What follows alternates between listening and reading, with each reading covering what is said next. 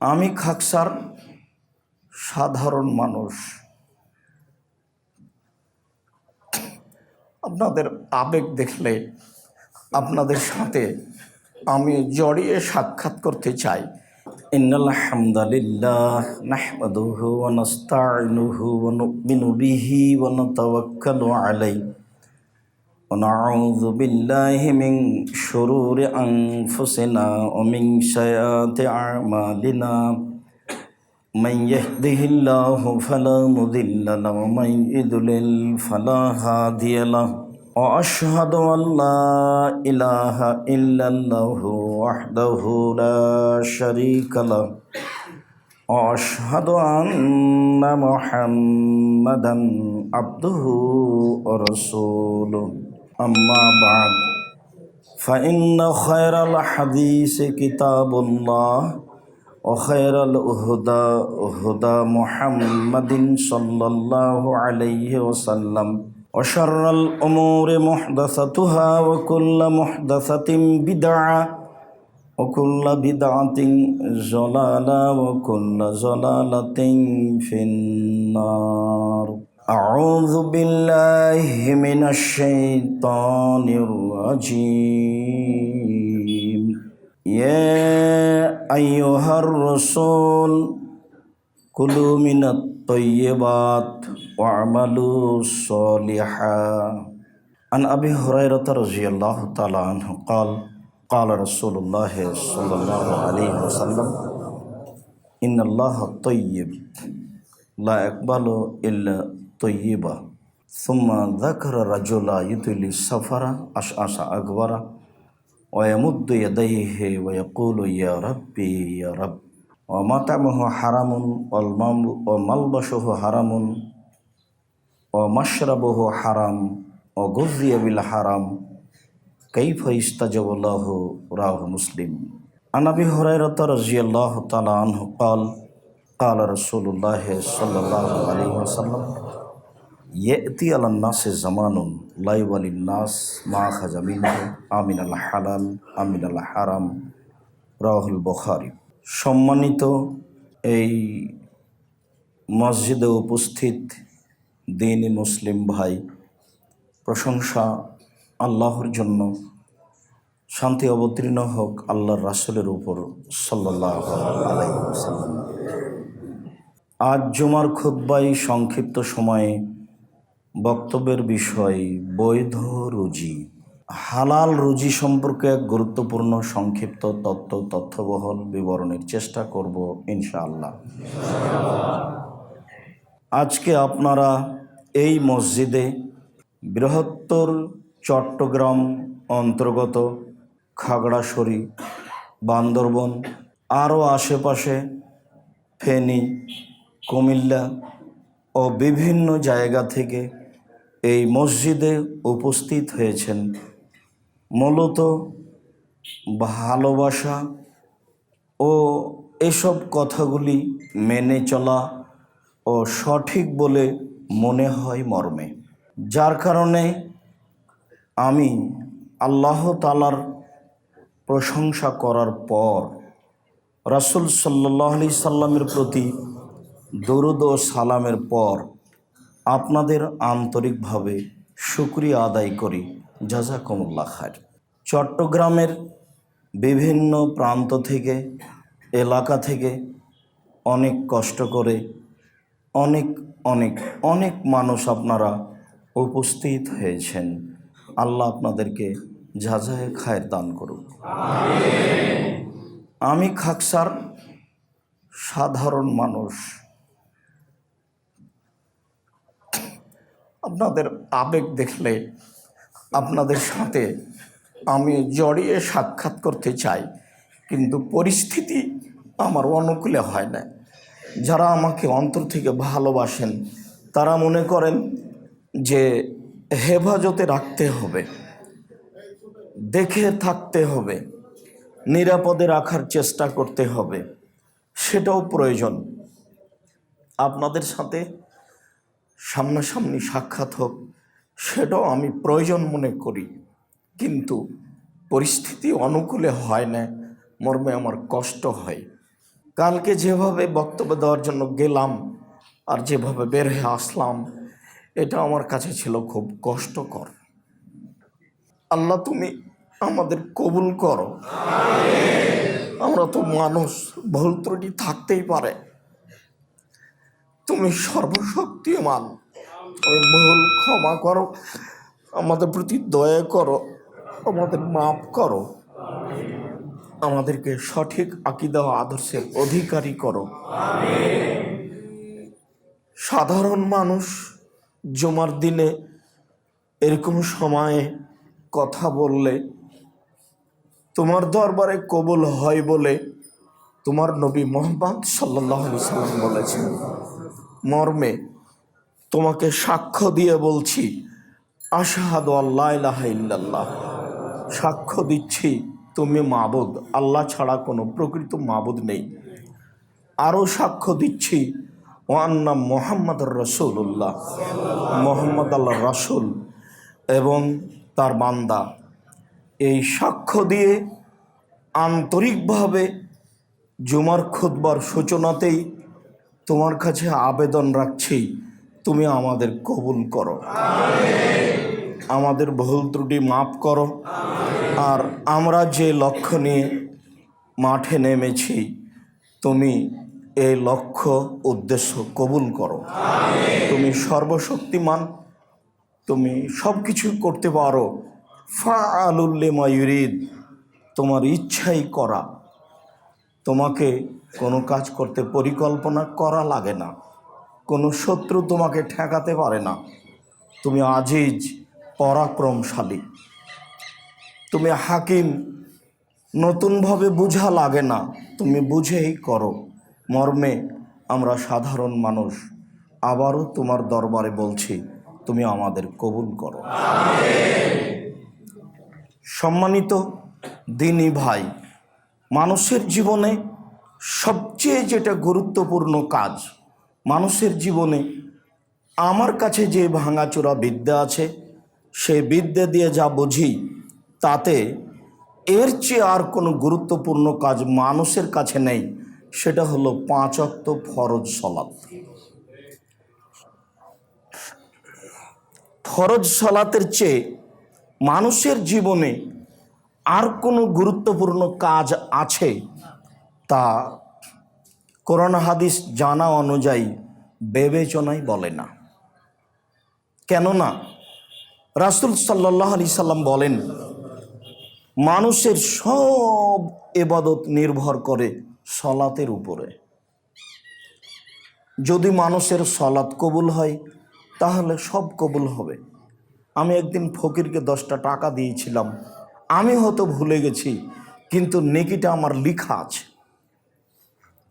যদি আমার সালাত কবুল হয় তাহলে ওই নেকিটা আমার হারাবে না, সেদিন আমি পেয়ে যাব।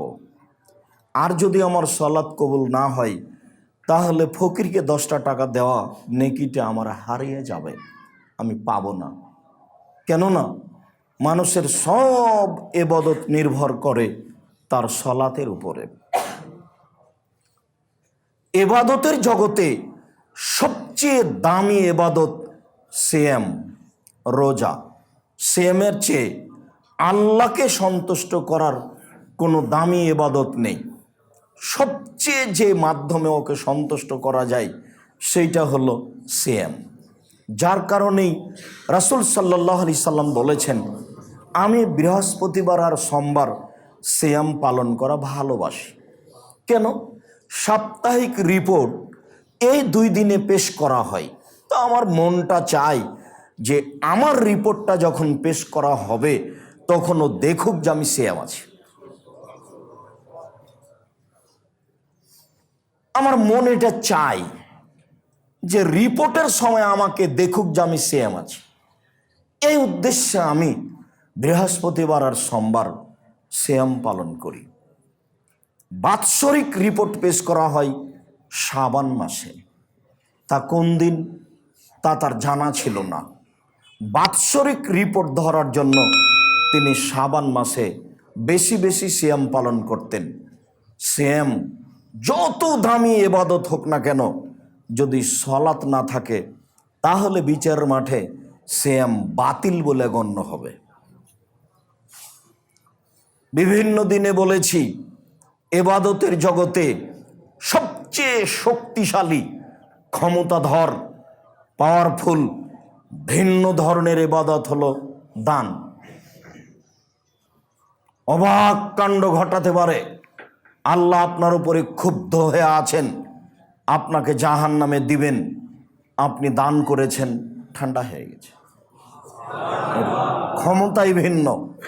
আপনি দান করেছেন, মায়ের নামে মায়ের কবরের শাস্তি বন্ধ। দান পানি যেমন আগুনকে নিভিয়ে দিতে পারে, দান তেমন মানুষের পাপকে মিটিয়ে দিতে পারে। বিচারের মাঠে যতক্ষণ পর্যন্ত আপনার বিচার শেষ না হচ্ছে, যদি আপনি দান করে থাকেন তাহলে দানের ছায়াতলে থাকবেন, হাত্তা ইউজাবানান নাস। যতক্ষণ পর্যন্ত, যতদিন পর্যন্ত আপনার বিচার চলবে, ততদিন আপনি আপনার দানের ছায়াতলে থাকবেন। এ কথা মুহাম্মদ সাল্লাল্লাহু আলাইহি সাল্লাম বলেন, আমি বলিনি। ইবাদতের জগতে শক্তিশালী, ক্ষমতাধর ভিন্ন ধরনের ইবাদত দান। এরপরেও যদি সলাৎ না থাকে, তাহলে দান বিচারের মাঠে আপনার কাজে আসবে না, এটাও বাতিল বলে গণ্য হবে। এক ফোঁটা চোখের পানি আল্লাহর কাছে যত প্রিয়, ইবাদতের জগতে কোনো জিনিস তার কাছে তত প্রিয় নয়। রাসূল সাল্লাল্লাহু আলাইহি সাল্লাম বলেন, মান বাকা মিন খাশিয়াতিল্লাহ লা ইয়ালিজার রাজুলুন নারা বাকা মিন খাশিয়াতিল্লাহ হাত্তা ইয়ালিজাল লাবানু ফিদ্দারে। গাভীর বাঁট ওলান থেকে দুধ বের করে ভিতরে ঢোকানো যায় না যেমন, আল্লাহর ভয়ে কাঁদে যে সে জাহান্নামে যাবে না তেমন।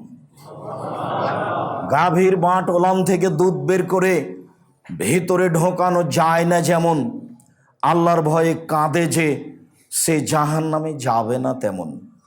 আল্লাহর কাছে সবচেয়ে প্রিয় কাজ আল্লাহর ভয়ে এক ফোঁটা চোখের পানি। দিনরাত কান্নাকাটি করলাম, চোখের পানি ঝরল, কিন্তু সলাৎ বিচারের মাঠে কবুল হয়নি, তাহলে এই নেকিও বিচারের মাঠে বাতিল বলে গণ্য হবে। বলছিলাম, মানুষের জীবনে সবচেয়ে গুরুত্বপূর্ণ কাজ সলাৎ। এর চেয়ে মানুষের জীবনে কোনো গুরুত্বপূর্ণ কাজ নেই, সবটাকে এর পিছে আসতে হবে। মানুষের জীবনে দ্বিতীয় গুরুত্বপূর্ণ কাজ হলো বৈধ রুজি।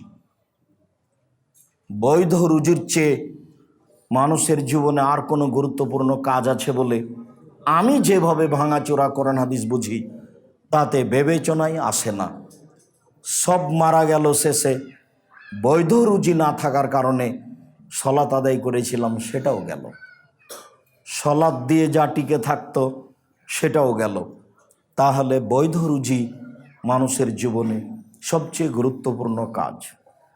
এরপরে আমি বলি যে যারা মাদ্রাসা গড়ছে তাদেরকে গড়ার সুযোগ দেন। যারা ব্যবসা বাণিজ্য করছেন তারা এমনভাবে ব্যবসা বাণিজ্য করেন যে মনে মনে ভাববেন, চট্টগ্রাম শহরে আমার চেয়ে যেন কোনো বড় ব্যবসায়ী কেউ না থাকে। পয়সা ইনকাম আপনাকে করতেই হবে, কারো বাহাদুরি চলে না পয়সা ছাড়া। মুহাম্মদ সাল্লাল্লাহু আলাইহি সাল্লামের চলে না বইয়ের পয়সা ছাড়া। বইয়ের পয়সা আছে তাই চলতে পারেন, বইয়ের পয়সা ছাড়া চলে না। কার পয়সা? খাদিজা রাদিয়াল্লাহু তাআলা আনহার। দুনিয়াতে সবচেয়ে দামি মহিলা হিসেবে মহিলা মানুষ। তবে আব্দুর রাজ্জাক সাহেবের মুখে শুনেছি যে আয়েশা রাদিয়াল্লাহু তাআলা আনহা পৃথিবীতে সবচেয়ে দামি। এই কথা ঠিক, আমি বলিনি, রাসূল সাল্লাল্লাহু আলাইহি সাল্লাম বলেছেন। তবে কিছু কিছু হাদিসে বোঝা যায় যে খাদিজা রাদিয়াল্লাহু তাআলা আনহা সবচেয়ে দামি। আল্লাহর নবী বলছেন যে আয়েশার বিবরণ, আল্লাহর নবী বলছেন, আয়েশা, জিবরাইল তোমাকে সালাম দিল।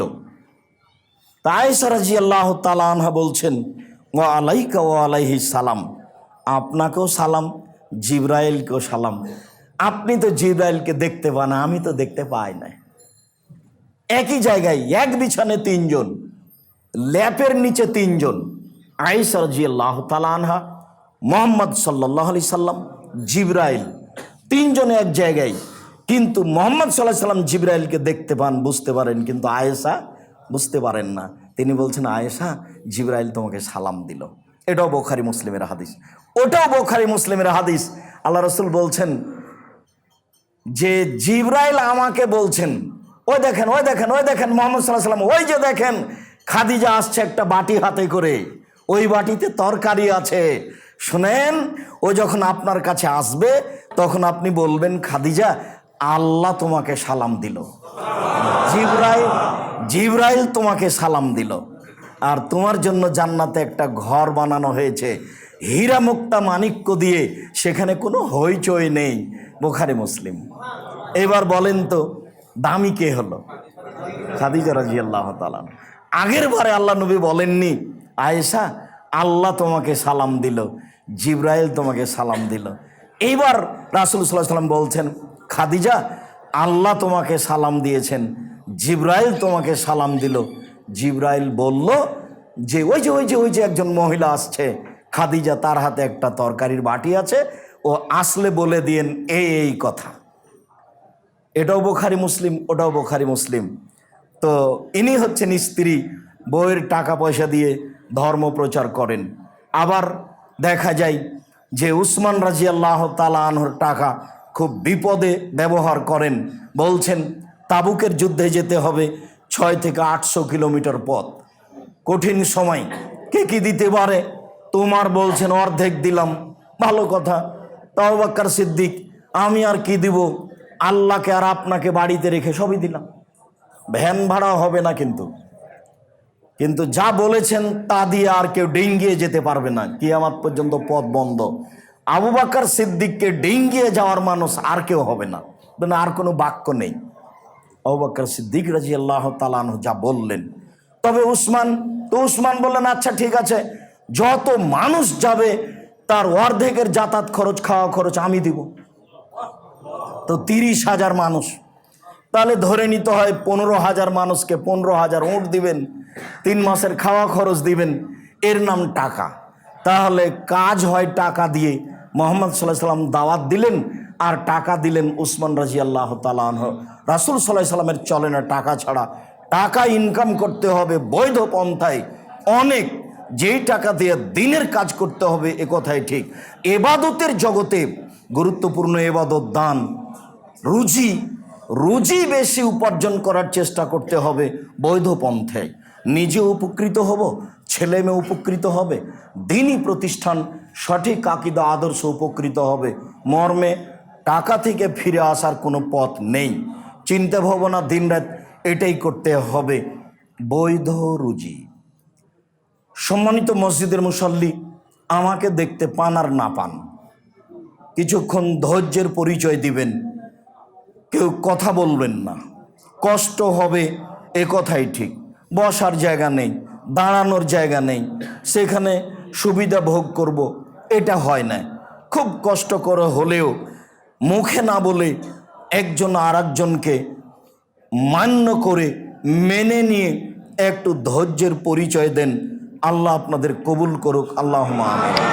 মহান আল্লাহ বলেন, ইয়া আইয়ুহার রাসূল কুলু মিনাত তাইয়্যিবাত, পৃথিবীর নবী রাসূলগণ আপনারা বৈধ খান, ওয়া আমালু সলেহা, আর আপনারা বৈধ আমল করেন, সৎ আমল করেন। অত্র আয়াতে আল্লাহ তাআলা 2টা আদেশ করেছেন। এক, নবী রাসূলকেও বৈধ রুজি খেতে হবে, এটা জরুরি আদেশ। দ্বিতীয় জরুরি আদেশ, সৎ আমল করতে হবে, সৎ আমল ছাড়া নবীরও আমল কবুল হবে না। আল্লাহ আমাদের নবীকে বলছেন, লাইন আশরাকতা লায়াহবাতান্না আমালুক, আপনি যদি শিরক করেন তাহলে আপনার আমল বাতিল হবে। যে আমল করছি সেটা যদি সৎ আমল না হয় তাহলে সে আমল বাতিল হবে। ধরুন মাগরিবের পরে 2 রাকাত সুন্নাত পড়লাম, এটা সৎ আমল। রাসূল সাল্লাল্লাহু আলাইহি সাল্লাম বলেছেন, জোহরের আগে 4, জোহরের পরে 2, মাগরিবের পরে 2, এশার পরে 2, ফজরের আগে 2, এই 12 সমান জান্নাতে একটি ঘর। এই 12 সমান জান্নাতে একটি ঘর। তাহলে মাগরিবের পরে হলো 2 রাকাত শতামল, কিন্তু মাগরিবের পরে যদি 6 রাকাত শতামল পড়ি তখন আর শতামল হবে না, তখন হবে আমল, তখন তা হবে বিদাত, তখন আর রক্ষা হবে না কোনো ইবাদত, সব বাতিল বলে গণ্য হবে। রাসূল সাল্লাল্লাহু আলাইহি সাল্লাম বলেছেন, মান আওয়া মুহদাসান লা ইকবাল আনহা আদল সারফ, কোন মানুষ যদি বিদাতের আশ্রয় দেয় তাহলে তার ফরজ ইবাদত কবুল হবে না, তার নফল ইবাদত কবুল হবে না, তার কোনো ইবাদতই কবুল হবে না। অথচ সে আল্লাহকে সন্তুষ্ট করার জন্য মাগরিবের পরে 6 রাকাত সুন্নাত পড়ে, তাকে বলে আওয়াবিন, সালাতুল আওয়াবিন। জি না, হাদিস জাল, মানুষের বানানো। এই আমল শতামল নয়। আমল সৎ না হওয়া পর্যন্ত আল্লাহর দরবারে কবুল হবে না। ভিক্ষুককে আমি 10 টাকা দিলাম, এটাও আমল। কবরে পীর সাহেবের হাতে আমি 500 টাকা দিলাম, এটাও আমল। দুটাই আমল, শতামল কোনটা? মহান আল্লাহ বলেন, ইয়া আইয়ুহার রাসূল কুলু মিনাত তাইয়্যিবাত, পৃথিবীর নবী রাসূলগণ শোনেন, আপনারা বৈধ খাবেন আর শতামল করবেন, জরুরি আদেশ। কোন নবী যদি শতামল না করেন তাহলে তার আমল বাতিল হবে, যদিও তাদের সরাসরি যোগাযোগ আল্লাহর সাথে মাধ্যম জিবরাইল আলাইহিস সালাম। জিবরাইলের মাধ্যমে তারা সরাসরি কথা বলতে পারেন, জিবরাইলের মাধ্যম দিয়ে। এরপরেও যদি তারা কোনো অসৎ-আমল করেন তাহলে আল্লাহর দরবারে তা কবুল হবে না। আল্লাহ জোরালো আদেশ করলেন, তিনি বলেন, ইয়া আইয়ুহাল্লাযীনা আমানু, যারা বিশ্বাসী, পরকালকে বিশ্বাস করো, আল্লাহকে বিশ্বাস করো, নবীকে বিশ্বাস করো, ফেরেশতাকে বিশ্বাস করো, ভাগ্যকে বিশ্বাস করো, তারা শোনো, কুলু মিনাত তাইয়্যিবাতি মা রাযাকনাকুম, আমি যে রুজি দিয়েছি সেখান থেকে বৈধ খাও। আমি রুজি দিলেই তুমি খাবা এই কথা নয়, সেটা তোমার জন্য বৈধ হতে হবে। মানুষ যা কিছু খায় পৃথিবীতে, সাপ, ব্যাঙ, গরু, ছাগল, পশু প্রাণী, বিড়ি, তামাক, জর্দা, সিগারেট, যত পৃথিবীতে মানুষ খায় সবই আমার দেওয়া রুজি। তবে তোমরা যেটা খাবা সেটা বৈধ হতে হবে। যারা পরকালকে বিশ্বাস করো, আমি তোমাদেরকে আদেশ করলাম। আয়াতে বোঝা যায় মানুষকে শতামল করতে হবে, বৈধ রুজি খেতে হবে। আবু হুরায়রা রাদিয়াল্লাহু তাআলা আনহু বলেন, রাসূল সাল্লাল্লাহু আলাইহি ওয়াসাল্লাম বললেন, ইন্নাল্লাহ তাইয়্যিব, আল্লাহ হলেন পবিত্র, লা ইয়াকবালু ইল্লা তাইয়্যিবা, আল্লাহ বৈধ পবিত্র ছাড়া কবুল করেন না। এই পর্যন্ত বলার পরে কবুল করেন না মর্মে একটা উদাহরণ দিচ্ছেন আল্লাহর নবী। সুম্মা যাকারা রাজুলা, তারপর তিনি একটা লোকের কথা বলেন, ইতুলি সাফারা, যে লোকটা লম্বা সফরে রয়েছে, আশা আশা আকবারা, মাথার চুলগুলি এলোমেলো হয়ে গেছে, ঠিক মতো গোসল করেনি, ঠিক মতো চিরনি করেনি, চুল এলোমেলো, বিপদে পড়েছে। অয়ামুগ্ধ ইয়াদাইহে, আল্লাহর দরবারে হাত তুলে প্রার্থনা করে বলছে, রব্বি, হে আমার প্রতিপালক, আমি বিপদগ্রস্ত। রাসূল সাল্লাল্লাহু আলাইহি সাল্লাম বলেন, মাতামুহু হারাম, তার খাদ্য আছে হারাম, মাশরাবুহু হারাম, তার পানি আছে হারাম, মালবাসুহু হারাম, তার পোশাক হারাম, অগযিয়া বিল হারাম, তার জীবিকা নির্বাহ হারাম, আন্না ইস্তাজাবু লাহু, তার দোয়া কি করে কবুল হতে পারে? মুসলিম। বিবরণে বোঝা যায় তার দোয়া কবুল হবে না। প্রথম কথা, লোকটা মুসাফির, যারা সফরে থাকে তাদের দোয়া আল্লাহর দরবারে কবুল হয়। দ্বিতীয় কথা, লোকটা বিপদগ্রস্ত। বিপদগ্রস্ত লোক যখন আল্লাহকে কোনো কথা বলেন তখন তার কথা আল্লাহ মেনে নেন। তৃতীয়, লোকটা হাত তুলে দোয়া করছে। মানুষ যখন হাত তুলে দোয়া করে তখন খালি হাত ফিরিয়ে দিতে আল্লাহ লজ্জা পান। লোকটা আমার কাছে হাত তুলে কথা বলে, আমি কেমনে ফিরিয়ে দিই? যাও, আমি তোমার হাত ফিরিয়ে দিলাম না, তুমি যা চাচ্ছ সেটাই দিয়ে দিলাম। সর্বশক্তিমান। আল্লাহ আলা কুল্লি শাইইন কাদির, তিনি সব কিছু করতে পারেন, পরাক্রমশালী, আজিজ, কাদির, সত্তা বলেন। মানুষ যখন হাত তুলে দোয়া করে আমি তার খালি হাত ফিরিয়ে দিতে লজ্জা পাই। বুখারী মুসলিমে প্রায় হাত তুলে দোয়া করার হাদিস রয়েছে 36টি। আইনে রাসূল সাল্লাল্লাহু আলাইহি সাল্লাম দোয়া অধ্যায় বইয়ে প্রায় ধারাবাহিকভাবে 40টি হাদিস পেশ করা হয়েছে হাত তুলে দোয়া করার। 16টি স্থান উল্লেখ করা হয়েছে।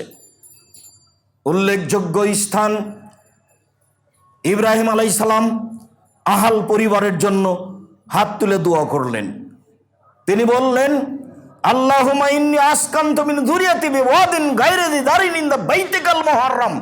আল্লাহ, তোমার আদেশে আমার পরিবারের কিছু অংশকে তোমার কাবা ঘরের পাশে এমন এক জায়গায় রেখে দিলাম যেখানে মানুষজন তো নেই, ঘাস পাতাও নেই। একটু আগে তার স্ত্রী বললেন, তিনি আগে আগে হাঁটছেন, স্ত্রী পিছনে পিছনে হাঁটছেন। পিছন থেকে বলছেন, আইনা তাযহাব ইব্রাহিম, ইব্রাহিম কোথায় যাচ্ছেন? আইনা তাযহাব ইব্রাহিম, ইব্রাহিম কোথায় যাচ্ছেন? অতাতরকুনা ফি হাযাল ওয়াদি লাইসা ফিহি ইনসাল্লাহ শায়। আপনি আমাকে এমন একটা উপত্যকায় ছেড়ে যাচ্ছেন যেখানে মানুষজন তো নেই, ঘাস পাতাও নেই। আপনি আমাকে কিছু বলবেন না? একটা দুধের বাচ্চা এভাবে আমাকে রেখে যাচ্ছেন, মানুষজন নেই, গরু ছাগল পশু প্রাণী আছে বুঝতে পারি না, ঘাস পাতাও নেই, এরকম একটা জায়গা আমাকে ছেড়ে চলে যাবেন, আমাকে কিছু বলবেন না? এতবার বলার পরেও ওয়ালা ইয়ালতাফিতু ইলাইহা, ইব্রাহিম আলাইহিস সালাম তার দিকে আর ঘুরে দেখছেন না। নিরুপায় হয়ে স্ত্রী বলছেন, আমারাক আল্লাহ হাদা, আপনাকে কি আল্লাহ এইভাবে চলে যেতে বলেছেন? আমি বুঝলাম না এত নিষ্ঠুরতার কারণ কি। আপনাকে কি আল্লাহ এইভাবে চলে যেতে বলেছেন? ওই দিকে মুখ করে বলছেন নাম। হ্যাঁ, এছাড়া আর কিছু ইব্রাহিম আলাইহিস সালাম বলেননি। তখন তিনি বলছেন, ফালা ইউযায়্যিনাল্লাহু তাআলা, আচ্ছা ঠিক আছে, যেহেতু আল্লাহ আপনাকে চলে যেতে বলছেন তাহলে আমাকে আল্লাহ ধ্বংস করবেন না, ঘাস পাতা থাকার না থাকে। যিনি আপনাকে চলে যেতে বলেছেন তারই জিম্মেদারিতে আমি আছি। ঘাস পাতা না থাকলে কি হবে? আমি এই মরুভূমিতেই থেকে যাব, আল্লাহ আমাকে ধ্বংস করবেন না, এই কথা হাজেরা বলেন। সম্মানিত দিনী ভাই বোন, মানুষের যখন আল্লাহর উপরে ভরসা হয় তখনই মানুষ এরকম কিছু করতে পারে, বলতে পারে। এইভাবে আহাল পরিবারকে ছেড়ে যাওয়ার পরেও তিনি নিশ্চিত হচ্ছেন না। তিনি হাত তুলে আল্লাহর দরবারে বলছেন, আমি আমার আহাল পরিবার তোমার আদেশে এমন এক জায়গায় রেখে গেলাম যেখানে মানুষজন তো নেই, ঘাস পাতাও নেই।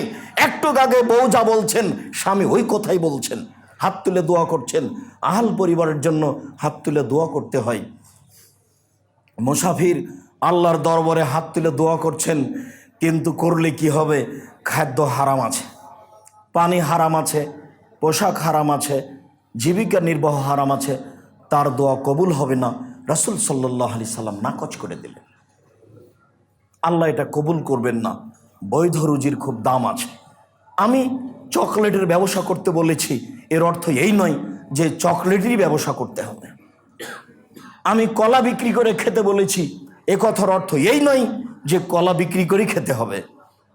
বাংলাদেশে সবচেয়ে ব্যবসায়ী ক্ষেত্র জায়গা হলো চট্টগ্রাম।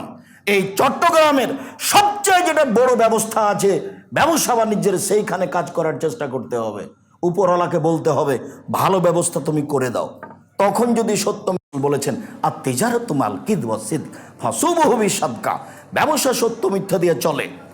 এখনই একটা জাহাজ এসেছে, যার সিগনেচারে নামবে উনি সিগনেচার করবেন না, চলে যাচ্ছেন।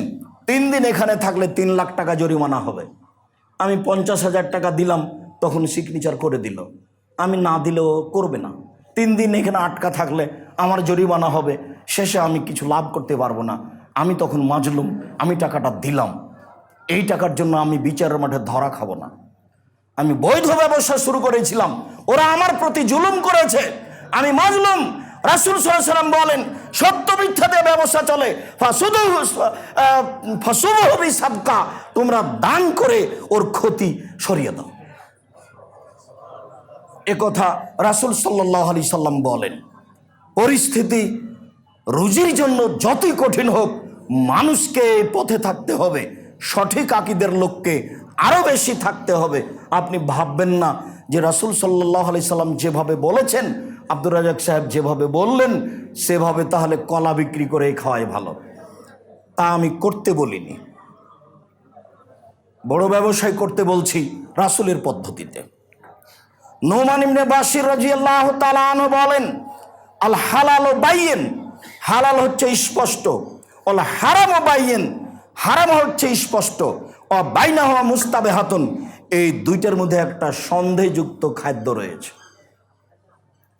লা ইয়ালামুহুন্না কাসীরুম মিনান নাস, বহু মানুষই তা বুঝতে পারে না, বহু মানুষই তা জানতে পারে না, বুঝে উঠতে পারে না। সন্দেহযুক্ত ব্যবসা, সন্দেহযুক্ত খাদ্য। ফামান ইত্তাকা মিনা শুবহাতে ইস্তাবরালে দীনিহি ওয়া ইরজিহি, যে সন্দেহ থেকে নিজেকে বাঁচাতে পারলো, ব্যবসা বাণিজ্য চাকরি বাকরিকে বাঁচাতে পারলো, সে তার দিনকে পরিপূর্ণ করে নিল। ওমান ওয়াকাফি শুবহাতে ওয়াকাফিল হারামে, যেই সন্দেহের মধ্যে পড়ে গেল সে হারামের মধ্যে পড়ে গেল। চূড়ান্ত সিদ্ধান্ত নেই যার, সেটা চূড়ান্ত হারাম। চূড়ান্ত সিদ্ধান্ত নেই যার, সেটা চূড়ান্ত হারাম। চূড়ান্ত সিদ্ধান্ত নেই যার, সেটা চূড়ান্ত হারাম। এটাই ভাবতে হবে। যদিও হুজুর বলেছেন জর্দা খাওয়া মাকরুহ, যে হুজুর কিন্তু হালাল বলেননি। হুজুর বলেছেন যে খাওয়া মাকরুহ, অপছন্দ, খারাপ। মাকরুহ মানে খারাপ। তো হুজুর তো আর হালাল বলেননি। আব্দুর রাজ্জাক সাহেব বলেছেন হারাম, শুধু হারাম বলেননি। আব্দুর রাজ্জাক সাহেব বলেছেন যে রাসূল সাল্লাল্লাহু আলাইহি সাল্লাম বলেছেন 3 শ্রেণীর মানুষ জান্নাতে যাবে না। তার এক শ্রেণীর মানুষ হচ্ছে মধুমিনুল খামর, যারা নিয়মিত বিড়ি, তামাক, জর্দা, সিগারেট, গুল, নেশাদার দ্রব্য খায়, পান করে, তারা জান্নাতে যাবে না। মধুমিনুল খামর, যারা নিয়মিত নেশাদার দ্রব্য পান করে। একজন হুজুর বললেন যে বিড়ি সিগারেট যে নেশাদার দ্রব্য, তার কি প্রমাণ? তো কথা তো উনি ঠিকই বলছেন, হাদিসও লিখা নাই বিড়ি সিগারেট, কোরআনও লিখা নাই, উনি তো ঠিকই বলছেন। কিন্তু রাসূল সাল্লাল্লাহু আলাইহি সাল্লাম বলেছেন মাসকারা কাসীরুহু ফাকালিলুহু হারাম, যেটা বেশি খেলে বিবেকের ক্ষতি হবে তার কমও হারাম। এটাও তো হাদিস, এটাও তো সহিহ হাদিস। তাহলে এইটার মাপে তুলে দেন, দিয়ে মাওলানা সাহেবকে 250 কেজি জর্দা খাওয়ান। 250 কেজি জর্দা খাওয়ার পরে যদি বিবেকের ক্ষতি না হয়, তাহলে সত্যই জর্দা হালাল জিনিস। জর্দার কথা তো আর কোরআন হাদিসে লেখা নেই, কিন্তু এমন বাক্য আল্লাহ রাসূল বলেছেন যেটা সারা পৃথিবীতে সব জায়গাতেই চলবে, সে যে ভাষারই হোক না কেন, এই বাক্য সব জায়গায় চলবে। তিনি বললেন মাসকারা কাসীরুহু ফাকালিলুহু হারাম, যেই জিনিস বেশি খেলে বিবেকের ক্ষতি হবে তার একটা কণাও হারাম। ওই হাদিসের ভিত্তিতে এ হাদিসের অনুবাদ করা আছে যে বিড়ি, তামাক, জর্দা, সিগারেট, গুল, নেশাদার দ্রব্য কেউ যদি পান করে তাহলে সে জান্নাতে যাবে না। এ কথা রাসূল সাল্লাল্লাহু আলাইহি সাল্লাম বলেন, আমি অনুবাদক। 2, রাজারাত মিনান নিসায়ে, পুরুষের বেশধারী নারী, যারা পুরুষের জুতা স্যান্ডেল পরে, যারা পুরুষের শার্ট প্যান্ট পরে, যারা পুরুষের পোশাক পরে, যারা পুরুষের মতো হয়ে চলার চেষ্টা করে, তারা জান্নাতে যাবে না। এ কথা রাসূল সাল্লাল্লাহু আলাইহি সাল্লাম বলেছেন, এটা চূড়ান্ত সিদ্ধান্ত। 3, দায়ুস। আমি আর আপনি মধ্যে থেকে পড়ে গেছি। খুব চেষ্টা করেছিলাম, তাহাজ্জুদও পড়ি, তাসবিহ তাহলিলও করি, হজও কয়েকবার করেছি, উমরা তো যাই, কিন্তু মেয়েটা ঢাকা বিশ্ববিদ্যালয়ে পড়ে, আর একজনের সাথে ঘুরে। যার বাড়িতে পরিবারে বেহায়াই আছে, সে হলো দায়ুস। দায়ুসের তর্জমা রাসূল সাল্লাল্লাহু আলাইহি ওয়াসাল্লাম বলেন আল্লাযী ইউকিরু ফি আহলিল খাবাসা, যে তার বাড়িতে বেহায়াইর সুযোগ দিয়েছে, সে হলো দায়ুস। এই 3 শ্রেণীর মানুষ জান্নাতে যাবে না। মর্মে সন্দেহ থেকে বেঁচে থাকার জন্য অনুরোধ জানাচ্ছি, বিড়ি, তামাক, জর্দা, সিগারেট সন্দেহযুক্ত হলেও চূড়ান্ত হারাম। আর যদি স্পষ্ট হালাল হয়, হারাম হয়, তাহলে তো কোনো কথাই নেই। আমি আব্দুর রাজ্জাক বিন ইউসুফ ওই হাদিসের ভিত্তিতে একে চূড়ান্ত হারাম বলেই ফতোয়া দিয়ে আসছি। আল্লাহ তুমি সঠিক বুঝে আমল করার তৌফিক দান করো। আল্লাহুম্মা আমিন। আল্লাহুম্মা সাল্লি আলাইহি আল্লাহুম্মা বারিক আলাইহি।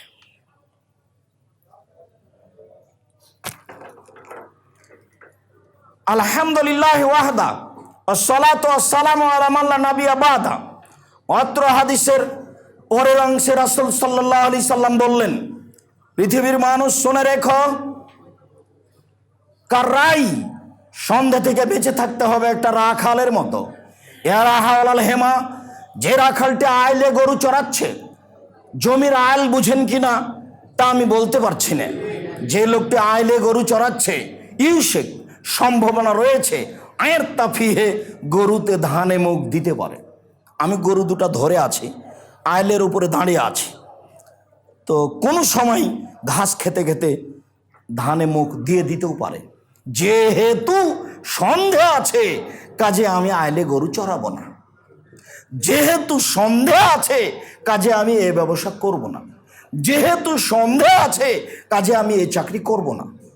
যেহেতু সন্দেহ আছে, কাজে আমি এখানে থাকবো না। শোনো, কারাই সন্ধ্যা থেকে বেঁচে থাকতে হবে একটা রাখালের মতো। যে রাখালকে ঘোষণা দেওয়া হয়েছে তুমি এখানে গরু চড়াতে পাবা না, ইউসেক সম্ভাবনা রয়েছে আয়ের তাফিয়ে গরুতে ধানে মুখ দিতে পারে। মনে রেখো পৃথিবীর মানুষ, আলা সাবধান, মনে রেখো পৃথিবীর মানুষ, লিকুল্লি মালিকিন হেমা ও হেমাল্লা হেমা হারে মোহ। প্রত্যেকটা বাদশার একটা সীমারেখা আছে। বাংলাদেশ শেষ হলে ভারত শুরু হয়, ভারত শেষ হলে বাংলাদেশ শুরু হয়। এর নামই বাদশার সীমারেখা। আর আল্লাহর সীমারেখা হলো হালাল আর হারাম। হালাল শেষ হলে হারাম শুরু হয়, হারাম শুরু হলে হালাল শেষ হয়। এই কথা রাসূল সাল্লাল্লাহু আলাইহি ওয়াসাল্লাম বলেন, আমি অনুবাদক। এরপরে তিনি বলেন, আলা পৃথিবীর মানুষ সাবধান, মনে রেখো, ওয়াইনা ফিল জাসাদে মুজগা, মানুষের শরীরে একটা টুকরা রয়েছে, অংশ রয়েছে। এজা সালাহাত সালাহল জাসাদু কুল্লুহু, যদি ওই টুকরা ভালো থাকে গোটা মানুষটাই ভালো। ওয়া ফাসাদাত ফাসাদাল জাসাদু কুল্লুহু, ওই টুকরা যদি খারাপ হয়ে যায় সম্পূর্ণ মানুষটাই খারাপ। আলা ওয়াহিয়াল কলব, মনে রেখো সেটাই হলো অন্তর। যার অন্তর ভালো তার সব ভালো, যার ভিতর ভালো তার সব ভালো। যার অন্তর খারাপ তার সব খারাপ, যার ভিতর খারাপ তার সব খারাপ। হাদিস বুখারী মুসলিম। কি যে বিবেচনা করলাম আমরা, আর কি যে বুঝলাম এত বড় লম্বা হাদিসের। মুহাম্মদ সাল্লাল্লাহু আলাইহি ওয়াসাল্লাম বলেছেন হাদিস বুখারী মুসলিম, মানে আম গাছে জাম ধরতে পারে ধরে না, অমাবস্যা রাতে চাঁদ উঠতে পারে উঠে না, সুঁয়ের ছিদ্র দিয়ে লাঙ্গলের ফাল ঢুকতে পারে ঢোকে না, সুঁয়ের ছিদ্র দিয়ে লাঙ্গলের ফাল ঢুকে যেতে পারে, আম গাছে জাম ধরে যেতে পারে, অমাবস্যার রাতে চাঁদ উঠে যেতে পারে, এই অবাস্তব ঘটনা ঘটে যেতে পারে, এটা সম্ভব হয়ে যেতে পারে। এরপরেও আমি যা বললাম এতে সন্দেহ আছে বলে কিয়ামত পর্যন্ত যদি মানুষ চেষ্টা করে তো সরিষা ঢোকাতে পারবে না। এর নাম বুখারী মুসলিম। আমি কোনোদিনই আমার নিজের বক্তব্য নিয়ে এই কথা বলিনি। যারা বিরোধিতা করে কথা বলে থাকে তারা আমার কথা বুঝতে পারেনি। আমি যখন বলেছি বুখারী মুসলিম তখন বলেছি এই কথা, আর যখন বুখারী মুসলিম বলিনি তখন আমি বলেছি আমিও মানুষ, যদি কোনো জায়গায় ভুল থাকে তদন্ত করে যদি দেখা যায় ভুল হয়েছে তাহলে আমিও ছেড়ে দিতে বাধ্য থাকব। তবে সহজে বিরোধিতা করার চেষ্টা করিয়েন না।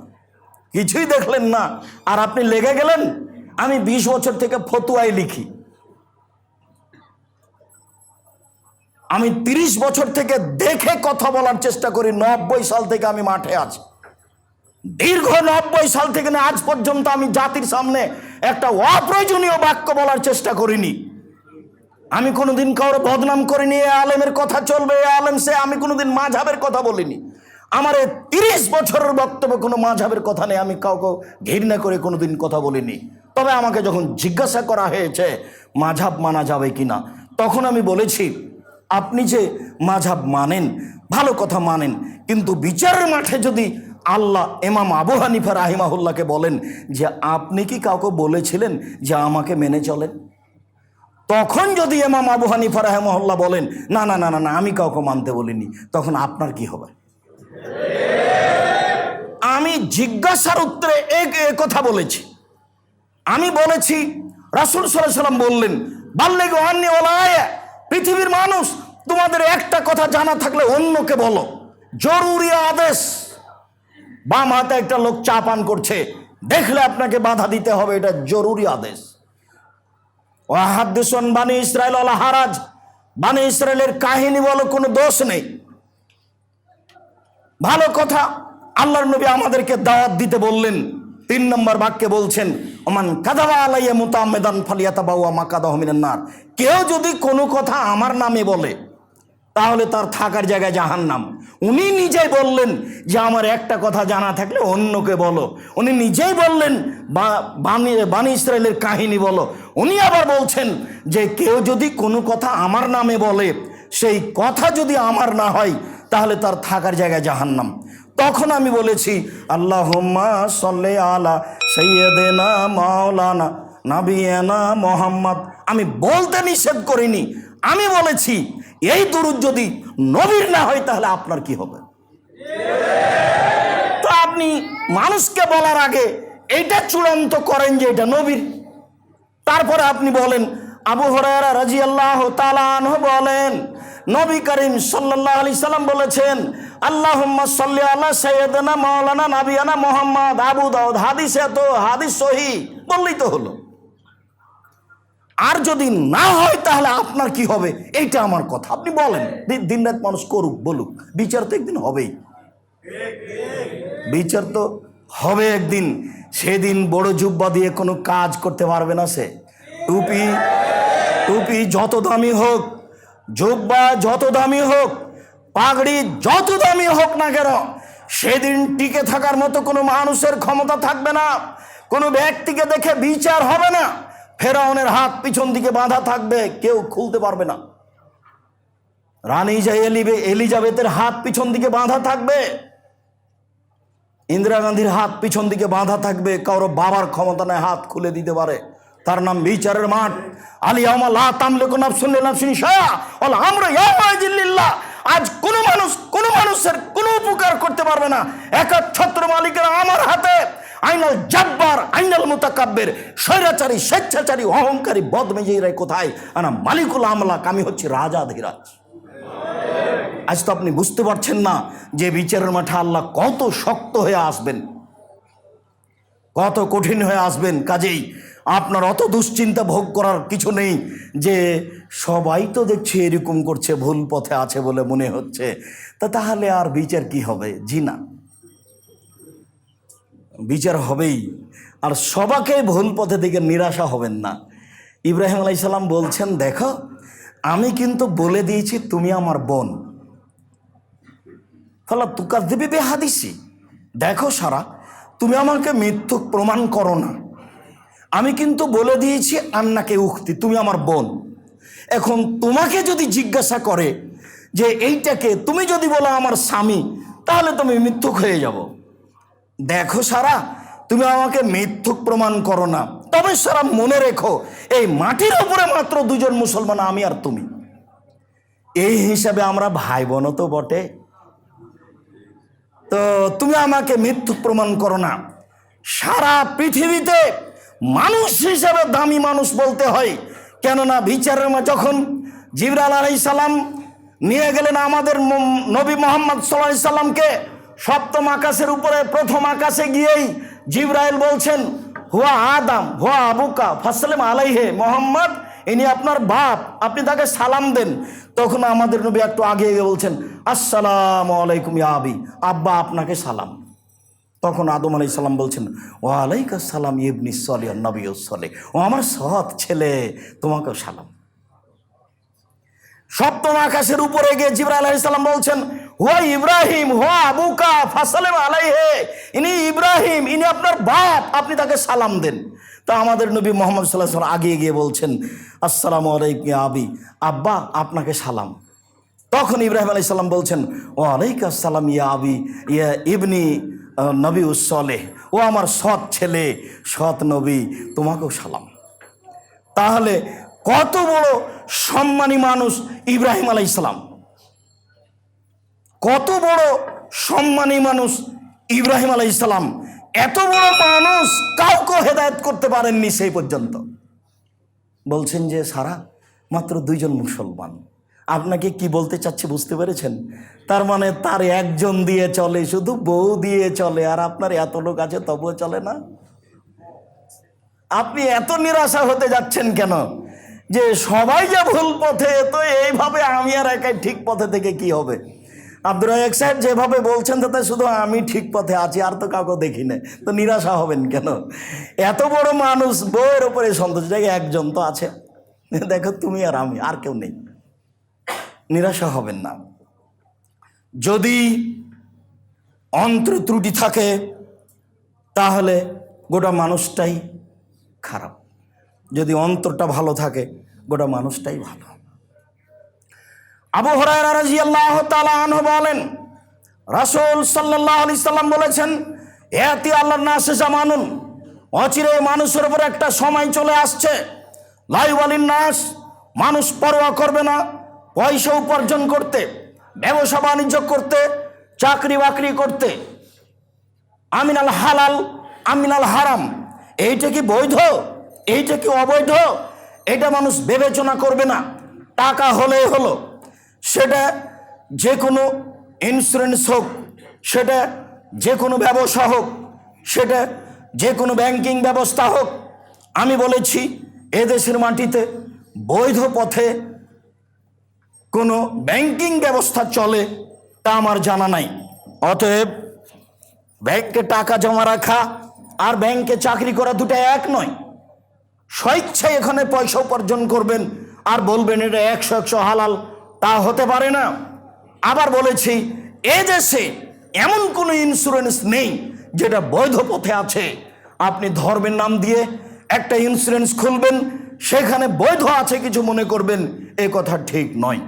রাসূল সাল্লাল্লাহু আলাইহি সাল্লাম ব্যবসাকে পছন্দ করেছেন, জমি চাষকে অপছন্দ করেছেন। জমি চাষ জায়েজ, সাধারণ ব্যবসা দিয়ে, বড় ব্যবসা দিয়ে রুজি উপার্জনের চেষ্টা করবেন। অচিরে এমন পথ চলে আসবে মানুষ পরোয়া করবে না এই পথ উপার্জনের ব্যাপারে বৈধ না অবৈধ। হাদিস বুখারী মুসলিম। সে সময় এখন যারা টাকা ইনকাম করছে তারা বিবেচনা করে না এটা ঠিক না বেঠিক। রাসূল সাল্লাল্লাহু আলাইহি সাল্লাম বলছেন, বসেতাত আলাইকুম কামা বসেতাত মান কানা কাবলাকুম, তোমরা দরিদ্র হয়ে যাবা, ফকির হয়ে যাবা, এই ভয় আমি মুহাম্মদ সাল্লাল্লাহু আলাইহি সাল্লাম করি না। ফকির হয়ে যাবা তাতে কি, জান্নাত তো আছেই। দরিদ্র হয়ে যাবা তাতে কি, আমি এই ভয় করি না। তবে আমি ভয় করি যে বসেতাত আলাইকুম দুনিয়া, পৃথিবী তোমাদের সামনে তুলে ধরা হবে, তোমরা দেখতে পাবা যে খালি পয়সার পয়সা, উপার্জন আর উপার্জন, প্রযুক্তি আর প্রযুক্তি, টাকার টাকা, এইভাবে তোমাদের তুলে ধরা হবে। তখন তোমরা এই পয়সা উপার্জনের মাঠে নেমে যাবা, প্রতিযোগিতায় নেমে যাবা, কে কত টাকা ইনকাম করতে পারে। বসেতাত আলাইকুম দুনিয়া, প্রযুক্তি তোমাদের সামনে তুলে ধরা হবে। তখন তোমরা দেখতে পাবা টাকা আর টাকা, পয়সা আর পয়সা, প্রযুক্তি আর প্রযুক্তি, ব্যবসা আর ব্যবসা, কত টাকার পথ। তখন তোমরা সেখানে চলে যাবা। তুহলিকুকুম কামা হালাকাতহুম, এই পয়সা এই দুনিয়া তোমাদেরকে ধ্বংস করে দিবে যেমনভাবে পূর্বের মানুষকে ধ্বংস করেছিল। হাদিস তো বুখারী মুসলিম। এই বাক্যের বিবেচনা আপনি কি করবেন, করেন এখন? আমি তো অনুবাদক, তো বুঝলাম তো যে প্রযুক্তি তুলে ধরা হবে। কত প্রযুক্তি নেবেন আপনি? এই 15 বছরে যদি এত প্রযুক্তি হয় তাহলে আরও 20 বছর পরে কত হবে? ও তো হিসাব করতে পারবে না মানুষে। টাকা পয়সার কত পথ বের হবে, এইভাবে জেনা ব্যভিচার বেড়ে যাবে। 20 বছর আগে তো মানুষ বুঝতে পারেনি। রাসূল সাল্লাল্লাহু আলাইহি সাল্লাম বলেছেন যে একটা ডালিম খাবে একটা গ্রাম, আর একটা গাভীর দুধ খাবে একটা বংশ। একটা গাভীর দুধ খাবে একটা বংশ, একটা ডালিম খাবে একটা বংশ, আর একটা গাভীর দুধ খাবে একটা গ্রাম। তো আমরা তো দেখলাম যে একটা গাভীর দুধ হয় ½ কেজি, খুব বেশি হলে 3 কেজি, এটা দেখছিলাম। কিন্তু 15-20 বছরের ব্যবধানে দেখছি যে একটা গাভীর দুধ হচ্ছে 40 কেজি। তাহলে 15 বছর পরেই যদি একটা গাভীর দুধ 40 কেজি হয়, তাহলে এখন থেকে 50 বছর পরে একটা গাভীর দুধ কত হবে? হিসাব করেন এবার। রাসূল সাল্লাল্লাহু আলাইহি সাল্লাম বলছেন যে একটা ডালিম খাবে একটা বংশ, আর একটা গাভীর দুধ খাবে একটা গ্রাম। মানুষজন হিসাব করলেন না কত বড় হতে পারে 15-20 বছর পূর্বে একটা ডালিম দেখা যেত 100 টাকা, 100, আর এখন দেখা যাচ্ছে স্বাভাবিক ডালিমের ওজন 1 কেজি। তাহলে 50 বছর পরে ডালিম কত হবে? তাহলে বোঝা যাচ্ছে যে মানুষের পয়সা কত বাড়বে, তাহলে প্রযুক্তি কত বাড়বে। তখন তোমাদের কি হবে এইটা আমার ভয়, তখন তোমাদের কি হবে এইটা আমার ভয়। রাসূল সাল্লাল্লাহু আলাইহি ওয়াসাল্লাম বলছেন, দেখো আমার জীবনে বড় ভয় আমার উম্মতের উপরে এক আইম্মাতাম মুজিল্লিন, ভ্রান্ত হুজুর, হুজুর ভ্রান্ত হবে, এটা আমার ভয়। এবারে নগদ ফতোয়া দিচ্ছে যে তাবিজ বিক্রি করে খাওয়া যাবে।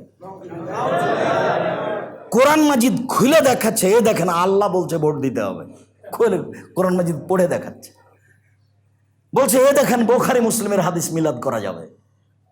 রাসূল সাল্লাল্লাহু আলাইহি ওয়াসাল্লাম বলছেন, আমার জীবনে 3টে বড় ভয়, তার 1 নম্বর ভয় হচ্ছে আইম্মাতাম মুজিল্লিন, ভ্রান্ত হুজুর। 2, সাতালতাহিক উম্মতি বিল মুশরিকিন, আমার উম্মত হিন্দুদের সাথে মিশে যাবে, এইটা আমার ভয়। গান বাজনা বাদ্যযন্ত্র হিন্দুদের কাজ। 20 বছর পূর্বে আপনাদের গ্রাম থেকে পাশের গ্রামে হিন্দুদের বিবাহ হতো, তখন খুব বাজনা বাজতো, দৌড়িয়ে যেতেন দেখতে। আপনার মনে আছে মনে হয়, থাকার কথা না, আমরাও তো দৌড়িয়ে গেছি, পাশের গ্রামে হিন্দু ছিল, বাজনা বাজছে। তো এখন দেখি সব দোকানে বাজনা বাজে, সব ঘরে বাজনা বাজে। একটা চট্টগ্রাম শহরে 10 তলা বাড়ি আছে, তার ঘর আছে 300টা রুম আছে, তার মধ্যে প্রায় 250টাতেই বাজনা বাজে। রাসূল সাল্লাল্লাহু আলাইহি ওয়াসাল্লাম বলছেন, আমার ভয় আমার উম্মত হিন্দুদের সাথে মিশে যাবে। রাসূল সাল্লাল্লাহু আলাইহি ওয়াসাল্লাম বলছেন, আমার উম্মত হিন্দুদের সাথে মিশে যাবে। এটা কি? হিন্দুদের বাড়িতে আছে পুতুল, হিন্দুদের বাড়িতে আছে মূর্তি, আর আপনার সব ঘরই আছে সাজানো আছে কাঁকড়া, সাজানো আছে পুতুল। আপনার টয়লেটে ঢুকে দেখলাম যে পুতুল আছে, তো টয়লেটে পুতুল রেখেছেন কেন? ওটা কি? ওটা কি দিয়ে আপনি কি বোঝাতে চাচ্ছেন? ওটা টয়লেটে পুতুল কেন? আপনার অ্যালবামে আপনার বাপের ছবি সুন্দর করে সাজানো আছে।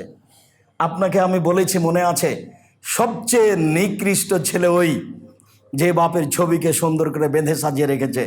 সবচেয়ে ভালো ভদ্র শিক্ষিত ছেলে ওই যে বাপকে কবর দিয়ে এসে বাড়িতে যে পাসপোর্ট সাইজের ছবিটা ছিল হজ করা, সেটাকেও ছিঁড়ে ফেলে দিয়ে আল্লাহর দরবারে হাত তুলে বলছে, আল্লাহ আমার বাপ তো মানুষ ছিলেন, কোনো যদি ভুল ত্রুটি থাকে তুমি মাফ করো। আমি তোর উত্তরসূরি হিসাবে তার বাড়ি জমি জায়গা অর্থ সম্পদ ভোগ করছি, আমি তোমার দরবারে বলছি হাত তুলে তুমি আমার বাপকে মাফ করো। এ হলো সবচেয়ে ভালো ছেলে। কিন্তু বাপের ছবিটা সাজিয়ে রাখলো, সেই কি সবচেয়ে ভালো ছেলে? আমার জীবনে বড় ভয় আমার উম্মত হিন্দুদের সাথে মিশে যাবে। 3, ও 7 আবদ কাবাইল মুম্মাতিল আওসান, আমার উম্মত মূর্তি পূজা করবে, এটা আমার ভয়। অবাক কথা, আমরা মূর্তি পূজা করব মানে মূর্তি ভাঙার জন্য জন্ম নিয়েছি, মূর্তি পূজা করবে আবার কি কথা? মুহাম্মদ সাল্লাল্লাহু আলাইহি সাল্লাম বলেন, আমার উম্মত মূর্তি পূজা করবে, এটা আমার ভয়। আমার বাড়িতে আমার ঘরে আমি মূর্তিকে সম্মান করি, পূজা করি, এ আবার কোন কথা? আমার গোস্তের সাথে মিশে আছে মূর্তি ভাঙা নীতি, আমার রক্তের সাথে মিশে আছে মূর্তি ভাঙা নীতি, আমার নীতির সাথে মিটে আছে মূর্তি ভাঙা নীতি। সেই দিন মুহাম্মদ সাল্লাল্লাহু আলাইহি সাল্লাম কাবাঘরে ঢোকার সময় বললেন, জাল হক, এসেছে সত্য, অজাহাকাল বাতিল, চলে গেছে মিথ্যা, ইন্নাল বাতিলা কানু জাহাকা, নিশ্চয়ই মিথ্যা, চিরদিন মিথ্যা। এই বলে তার হাতে লাঠি ছিল। কাবাঘরে 360টি মূর্তি ছিল, মূর্তিগুলো ছিল তার বাপের, মূর্তিগুলো তার বাপের মানে মূর্তিগুলো ছিল ইসমাইল এবং ইব্রাহিমের। তো বাপই তো, একটু আগে তো বললেন, জিবরাইল বলছেন এটা আপনার বাপ, আপনি তাকে সালাম দেন। তাহলে ইব্রাহিম আলাইহিস সালাম আমাদের নবীর আব্বা, আমাদের নবীর বাপ। জিবরাইল বলছেন এবং মুহাম্মদ সাল্লাল্লাহু আলাইহি সাল্লাম নিজে বলছেন যে আব্বা আপনাকে সালাম। বুঝতে পারেননি কথা? তো কাবা ঘরে মূর্তিগুলো কার ছিল? ইব্রাহিম আলাইহিস সালাম এবং ইসমাইল আলাইহিস সালামের ছিল। আমার উম্মত মূর্তি পূজা করবে, তাকে সম্মান করবে, এটা আমার ভয়। সম্মানিত দিনী ভাই বোন, জুমার খুতবার শেষের দিকে চলে আসলাম, কথা হয়তোবা লম্বা হয়ে গেছে, আজ করতে পারিনি। আজকের আলোচনার শেষ হাদিস, রাসূল সাল্লাল্লাহু আলাইহি সাল্লাম বলেন, লা ইয়াদখুলুল জাসাদুল জান্নাতা গাযিয়া বিল হারাম, ওই শরীর জান্নাতে যাবে না যে শরীর হারাম উপায়ে বড় হয়। জাবের রাদিয়াল্লাহু তাআলা আনহু বলেন, কুল্লু লাহমিন নাবাতা মিনাস সাহতি কানাতিন নার আওলা বিহি, যে শরীর হারাম উপায়ে বাড়ে সেই শরীর জান্নাতে যাবে না। 350 টাকা দিয়ে আইসক্রিম কিনে মেয়েকে খাওয়ানোর চেষ্টা করবেন না অবৈধ পয়সা দিয়ে। 1000 টাকা দামের আইসক্রিম কিনে মেয়েকে খাওয়ান যখন পয়সা বৈধ। বাজারের সবচেয়ে বড় দামি মাছ আপনি কিনেন যখন পয়সা বৈধ। পয়সা বৈধ আছে, বাজারের সবচেয়ে বড় মাছটা কিনলেন না, তখন আপনি কৃপণ।